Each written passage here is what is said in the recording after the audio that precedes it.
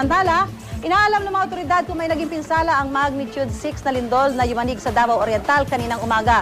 Ang pagyanig naramdaman din sa ilang bahagi ng Mindanao maging sa Sarangani. Narito ang report ni Victoria Tulad. Pasado alas 9 ng umaga nang yanigin ng magnitude 6 na lindol ang silangang bahagi ng Mindanao. Natukoy ang sentro ng lindol 162 kilometers timog silangan ng Mati, Davao Oriental. Naramdaman ang intensity 4 sa General Santos City at sa Don Marcelino, Davao del Sur. Intensity 3 naman sa Mati at Manay, Davao Oriental at maging sa Davao City at Digos City at Malita, Davao del Sur.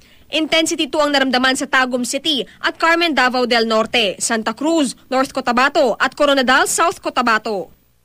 Wala namang naiulat na nasaktan o napinsala dahil sa lindol. Posible raw itong masundan pa ng aftershocks. Pero ayon kay FIVOX Director Dr. Renato Solidum, dahil nasa dagat ang epicenter nito, posibleng hindi na maramdaman ang tindi ng aftershock. Wala rin daw posibilidad na magkaroon ng tsunami. Wala pong posibilidad na magkaroon ng tsunami dahil sa lindol kanina. Sa kadahilanan ang magnitude ay wala pang magnitude 6.5 o malapit sa 7, 5.9 lang. Posible pong magkaroon ng mga aftershock dahil po sa lindol kanina. Victoria Tulad, GMA News.